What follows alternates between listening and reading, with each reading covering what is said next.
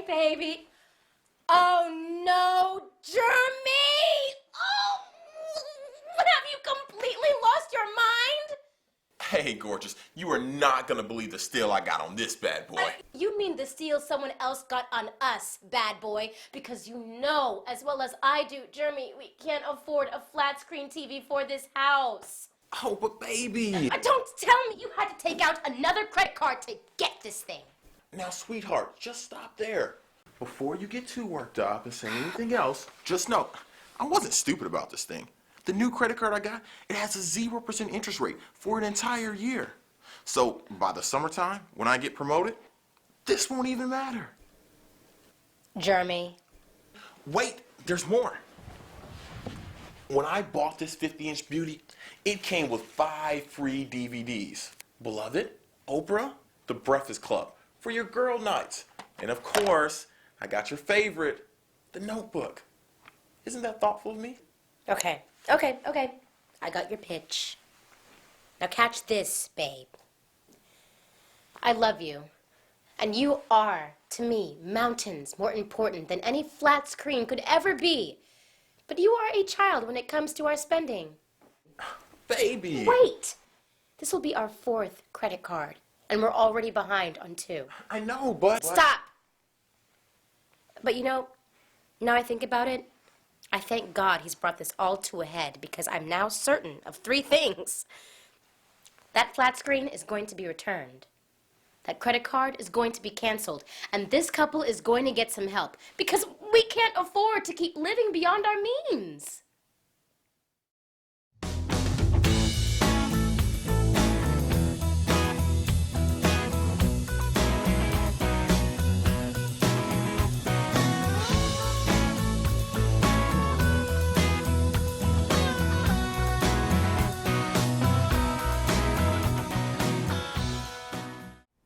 Hello, my name is Greg Vaughn, and I'd like to welcome you to session number 6, entitled Relating with Money. This session features my good friend Dave Ramsey. Dave is the host of the nationally syndicated radio talk show, The Dave Ramsey Show, heard on more than 450 radio stations across the nation. Dave is the best-selling author of books like Financial Peace, More Than Enough, and his latest book, The Total Money Makeover. The lesson you're about to watch is part of Dave's 13-week class called Financial Peace University. More than 1 million families have gone through this program, taught in churches, workplaces, community centers, and military installations around the country. I love this lesson on relating with money, and I hope you'll be inspired to check out all the other great lessons as well. You can learn more about Financial Peace University at daveramsey.com. But now it's time to open your workbooks and let's get started as Dave shows couples how to put an end to money fighting and ultimately win as a team. In this lesson, we are going to be talking about relating with money. Free spirits and nerds unite. Open up your workbooks to that lesson and get ready. As you're doing that, I want to tell you an old story. I'm sure it's not true, but it's funny and it makes my point, so I'm going to use it anyway. There's a story that's told of George Bush Sr. and probably the best first lady that we've ever had, his wife Barbara. And they were campaigning their way across Texas in one of the presidential campaigns, and of course that's their home state, so they knew everybody. And the presidential limo with the SUVs and the whole bit pulls up to a gas station because it's running out of gas. And so the gas station attendant sees all of this and he runs outside, and of course you and I don't get this service, but he runs outside and he starts pumping gas because he wants to say he's pumped the gas in the presidential limo. Well, Barbara looks up and recognizes the guy, jumps out of the car, runs around the car, gives him a big hug. They stand back there, yak it up for a little while. And she gets back in the car in a few minutes, and George says, "Who was that?" And she said, "Well, that was my old boyfriend in high school." And George gets this big grin on his face, and he said, now let me get this straight. You are married to the most powerful man in the world, the president of the leading economic force in the world, the United States of America. You could have married him, and then you'd be the wife of a gas station attendant. And she said, "Oh, George, don't be silly. If I had married him, he'd be president."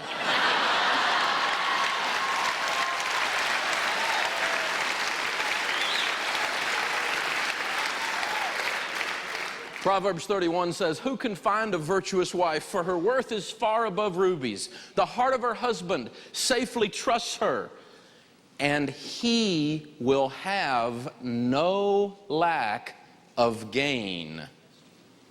Interesting. Let me introduce you to my wife, Sharon Ramsey.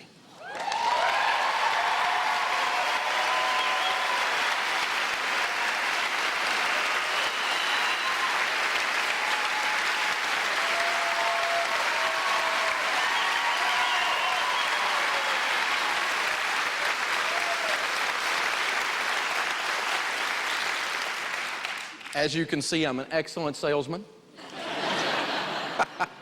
But Sharon and I have an agreement. She has agreed to stay married to me if I don't ask her to do public speaking. So she gets to come out here and just say hi this way and get to meet you guys, but I wanted you to see the reason for my success. Thanks.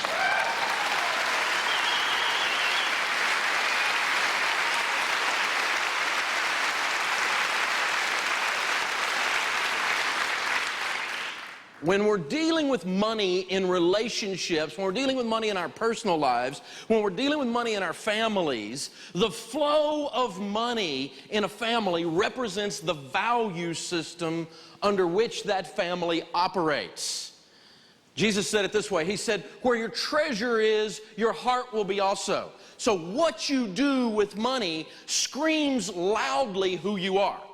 Larry Burkett used to say it's kind of the checkbook autobiography.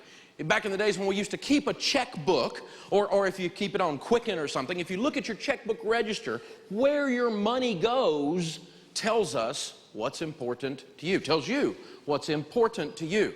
And men and women are different in how we process this stuff. We're different in how we process everything, and money is no exception to that statement. Gary Smalley says men love to share facts. Women love to share feelings. Men connect by doing things. Guys go hunting together. We do things together. We work on the car together. We do whatever. We do things together. Women connect by talking. Guys can hang out all day. My son and I drove 2.5 hours after a football game home and didn't say a word, and we were perfectly okay with that. Women would have thought that was psychotic. We operate differently. We're perfectly okay with these differences too. Dennis Rainey, who is a Christian family counselor, marriage counselor, has a wonderful radio show. He says that women and men have a different verbal level. Men speak 30 to 50,000 words a day. Women speak somewhere from 50 to 70,000 words a day, with gusts up to 125,000. We are different. Gary Smalley says men tend to be controlling. Women tend to remain agreeable. Women would say amen. Men tend to be independent. Women tend to be interdependent. Another great thing to read if you've ever gotten married or ever thought about getting married is John Gray's book, Men Are From Mars, Women Are From Venus. And he talks about the differences of men and women. He says, men define ourselves by our ability to achieve results, where women, on the other hand, tend to define themselves by the quality of their relationships. And all these differences come up big time in the way we handle money and the way we interact. And so we've got to take this into consideration if we want to have financial peace, two words that don't go together. When it comes to the emergency fund, men say it's boring, it's not sophisticated enough. I could do something better with that $10,000 or $15,000 in baby step 3, which is a fully funded emergency fund of 3 to 6 months of expenses. I could invest that in a good mutual fund or something, but Dave says just to put it in a money market account and it not make much money. That's boring, it's not sophisticated enough. Women, on the other hand, say it's the most important key to our financial plan. It's the most important key to our financial plan. I need all the men in the room to stand up, please. All the men to stand up, please. Thank you, men. Now, guys, if you're married or you ever hope to be, listen to me really carefully for a minute. I don't know if you know this or not, but as we've been discussing, men and women are different. And that's a good thing. And they're different in how we look at this emergency fund thing. There are two things we're going to teach you while you go through Financial Peace University that will revolutionize your marriage if you allow it to. One of them is the emergency fund, and the other is doing a budget. And we're going to talk about both of those things tonight in the context of singles and in the context of a marriage situation. So guys, what I got to get you to understand right now is somewhere right down in here, your lady has a gland that you don't have. It's called the security gland. And if she is feeling insecure because of the money situation, that gland spasms. And it is attached to her face. So an emergency fund is actually an investment in a pretty wife. Her face relaxes because her security gland relaxes. When you have $10,000 or $15,000 in the bank and you know that you're not going to touch it, and she knows that you're not going to touch it, you don't even touch the emergency fund for emergencies. It allows her to relax in a place you don't even have. Am I right, ladies? So the message, guys, is you don't have to get it. You just got to get it. You need to do that emergency fund, and it's an investment in your marriage. Thanks, guys. Have a seat. And if you look carefully at the screen, guys, you're going to see what will happen if you do not get an emergency fund.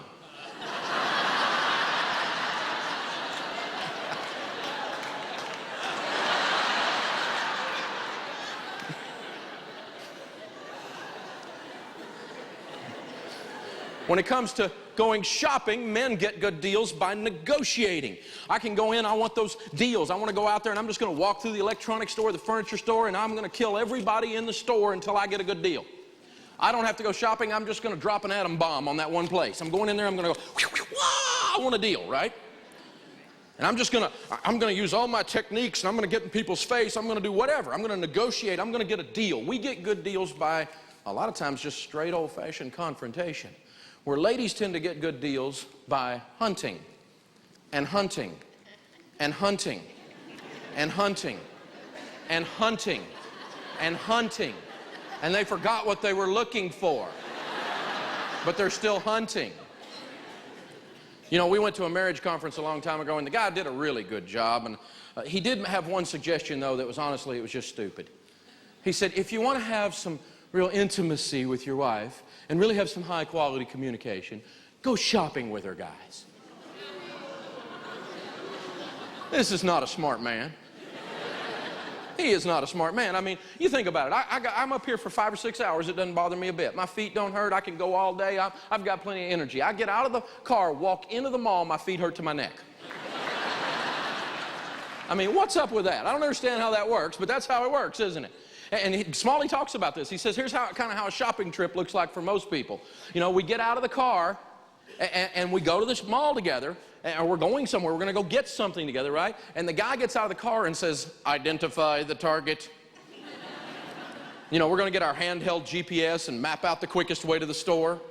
And we're going to go straight to the store with the best deal, having searched on the web while we're on our way for efficiency.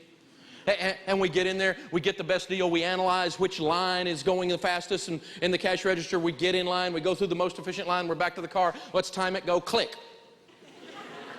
Identify the target. And the lady goes, whoa, whoa, whoa, whoa, you just don't get this, do you? See, we're supposed to enjoy this process. It's not just about the task, it's the process. We have to go in every store.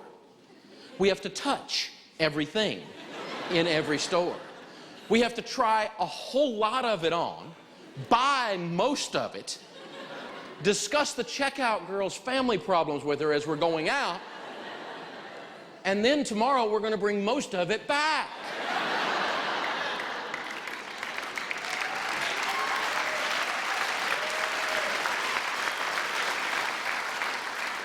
So Sharon and I figured this deal out. We're not going to try to swim upstream, okay?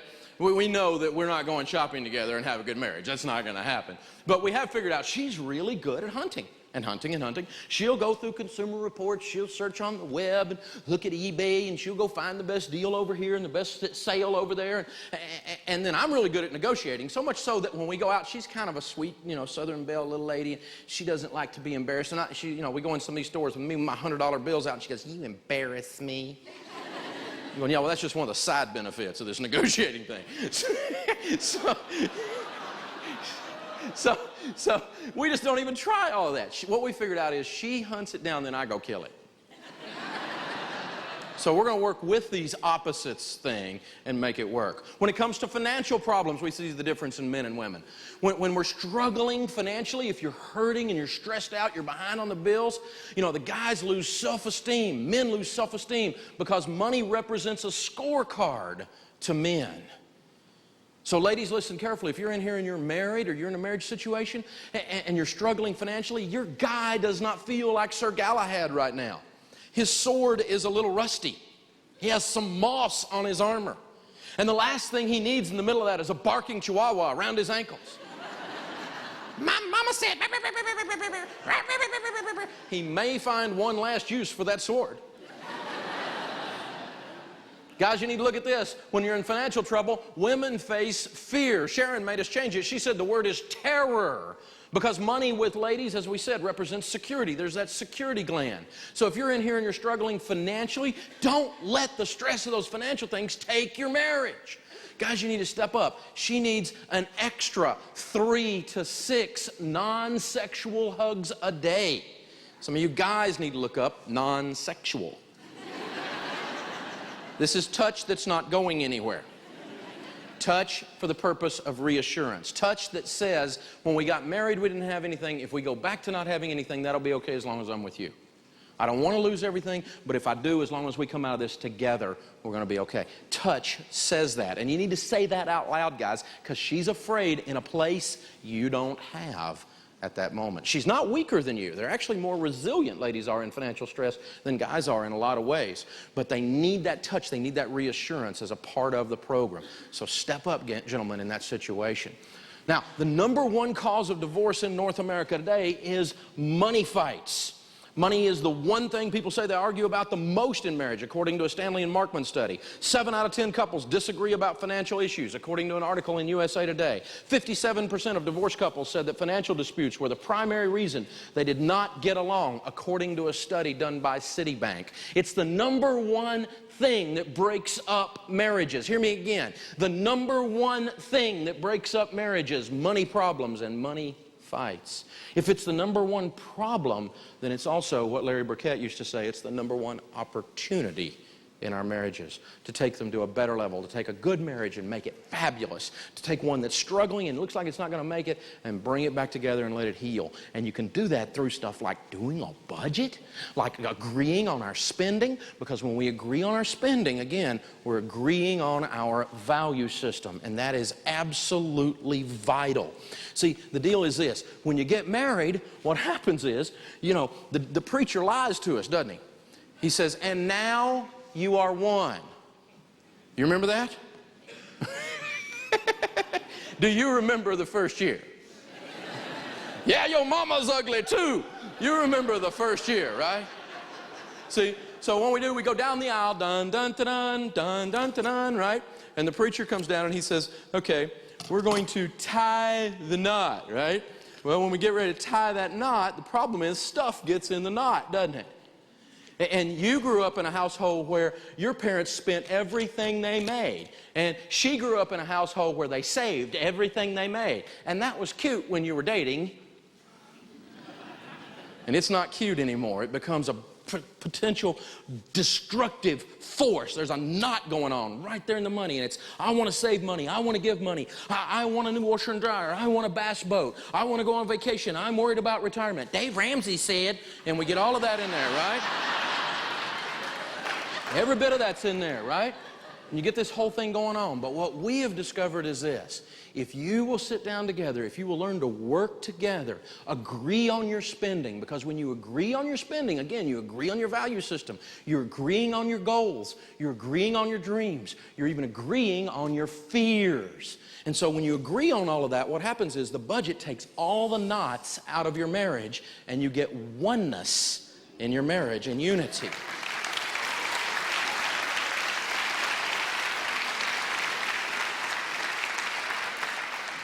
See, what happens is, Dennis Rainey says we get married, and one of us has a floor plan for a 2-story, and that's our value system and how we're going to build a house. Another has a floor plan for a tri-level, and that's our value system and how we're going to build a house. If we don't get together and change that blueprint to where it looks like it's the same blueprint, we build a pretzel. When you agree on your value system, you will reach a level of unity in your marriage. But if that doesn't work, you can always adopt that international sign of money in marriage.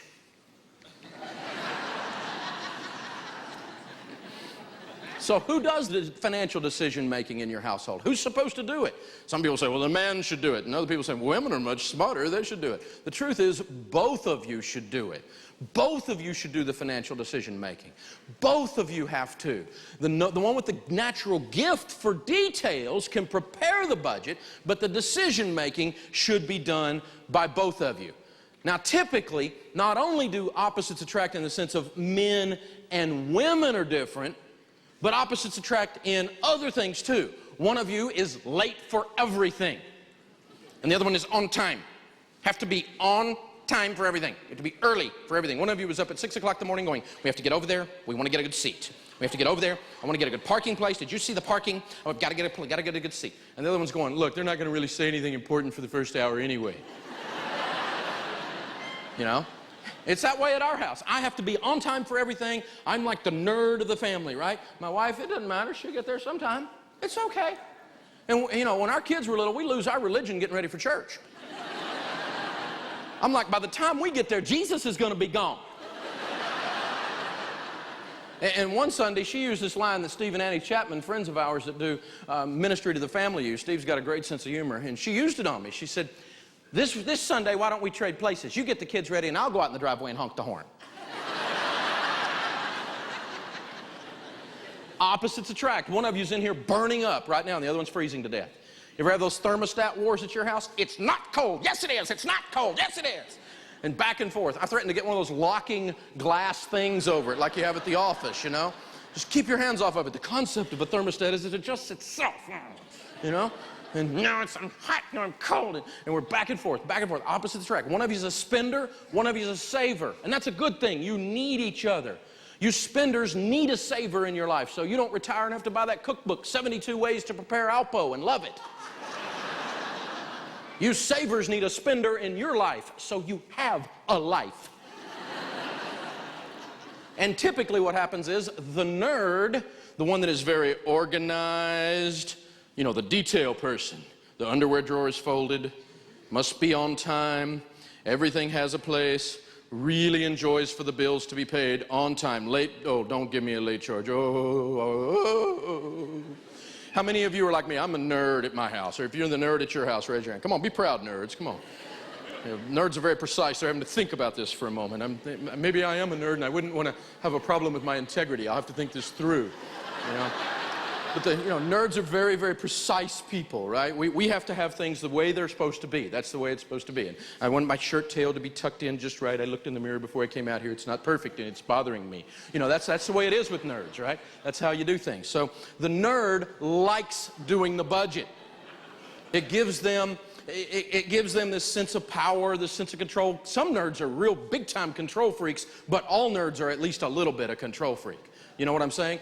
And we're actually going to introduce some folks to you. We're going to introduce the nerd. We've arranged to have a nerd visit with us tonight, and a free spirit too for that matter. But first, let me introduce you to our nerd for the evening. Dan is our nerd for the evening. Come out, Dan.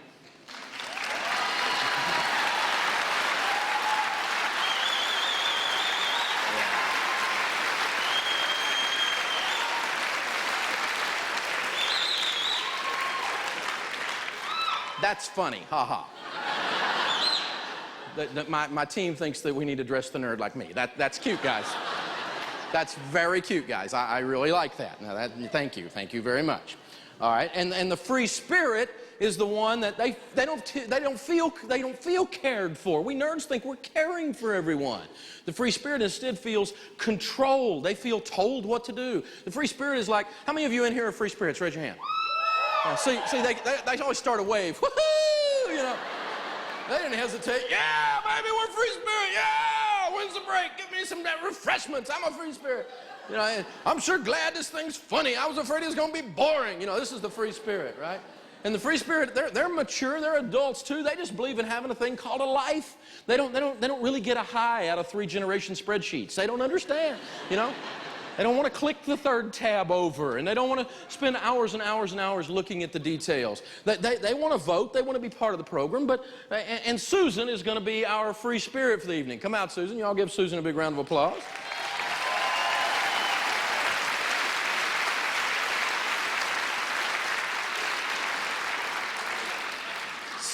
So what happens is the nerd and the free spirit get married, but they don't really become one, do they?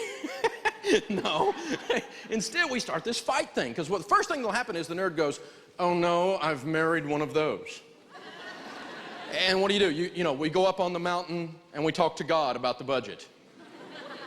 And we come down from the mountain having prepared the budget on a stone tablet, a little bit of a sunburn, like Charlton Heston. And you know, we come out and we come to the free spirit and the rest of the family, say, family, I've been talking to God, and this is our budget. This is what we nerds do, isn't it? And the free spirit goes, yeah, I'll look at that when I get back from Home Depot or Victoria's Secret. I'm going to the mall to bust your budget. And the nerd goes, oh, no, no. And we nerds, if we're not careful, we're like running around with a pooper scooper all the time trying to clean up your all's messes. And the free spirit's going, you are a freak, you know? Get away from me, you Fruit Loop. You know, and this fight, this constant tension, some marriages go through this. This is real world, isn't it? Say yes. Yes. Some marriages go through this for decades and don't even realize there's all this tension in the air. They kind of just tolerate it, or they go to their corners and go, okay, you pay your bills and I'll pay my bills. We're not really married. We're just going to have a joint venture. And the nerd's like, you're too irresponsible. And the free spirit's like, you're too controlling. And we're just all this clash of the titans going on. And it doesn't make for a high-quality marriage. As a matter of fact, we just said this, it's the #1 cause of divorce. As opposites attract, and men and women are different anyway, when you put all of that in the soup with money, it makes a mess. But we figured out a way to solve it. It's called the budget committee meeting. It's your only hope for learning how to communicate. So here's what we're going to do. Those of you that are like me, and Dan, we're the nerds. Raise your hand, nerds. Okay. See, the nerds are like very precise. Right? So nerds, raise your hand again one more time. Good. All right, nerds. Here's what I want you to do. I want you to do a budget. In the super saving lesson, when we said go home and do the quickie budget, you almost had it done before you got out of the parking lot.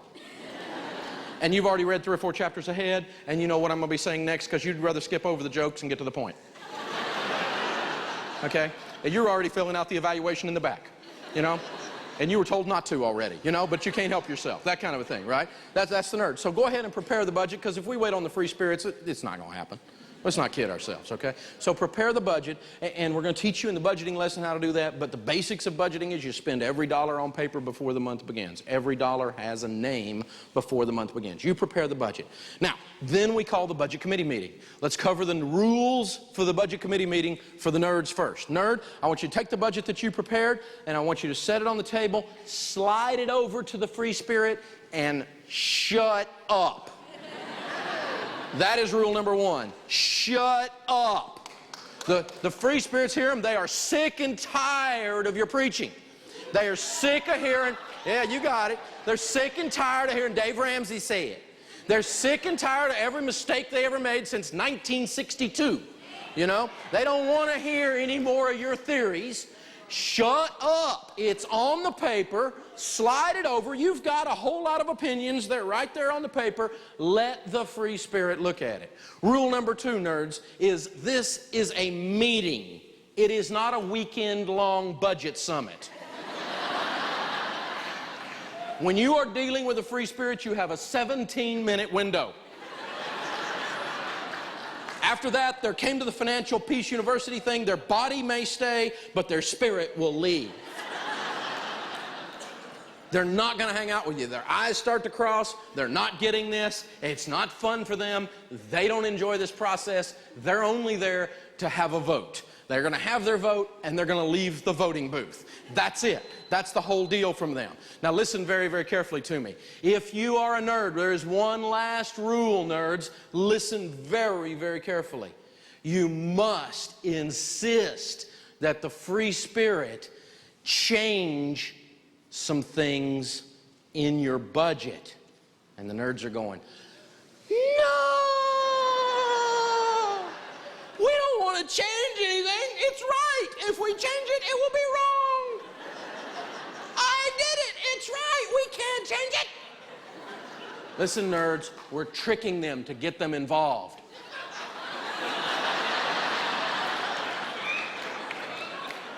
All right, free spirits, raise your hand. All right, did I take up for you? Say yes. All right, so listen up, free spirits. You have a couple of rules for the budget committee meeting too. Rule number one, free spirits, you must come to the meeting. Rule number two, you must bring your brain.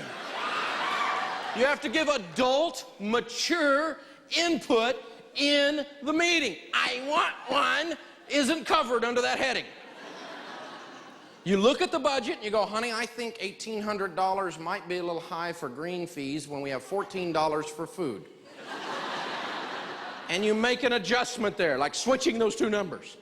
But you can't just go, I want more money for clothes. Okay, we're going to raise clothing by $200. That's fine, honey. Where's the $200 going to come from? I don't care. Who are you, the government? It has to come from somewhere, right? If we're going to raise a category by 200, we have to lower some others by the same amount. That's how this works. It balances. It's a neat concept. Okay? So adult-like input says you change some things around by raising a few and lowering some others by that same amount so that we still end up with a zero. And rule number three, free spirits, if you will work with your nerds on this, you will have the best quality relationship of any marriage you know. You will run into people everywhere who are in awe of the communication level in your marriage. It will totally transform how you communicate. It will bring a level of unity, a level of oneness to everything that you're doing, and then you'll start to win financially. It's worth it. But free spirits, there's a phrase that you have been saying. This is your last rule. You can never again say this phrase. And you use it all the time. We know you do, especially we nerds know it. Sometimes you say things like, whatever you want to do, honey. Wrong cop-out breath. You have to get in the game and place your vote. You both have a vote. We come into agreement. That's called unity. Both place their vote. No, just... You're smarter than me. You take care of it. I'm going to go over here and mess up your plan, though.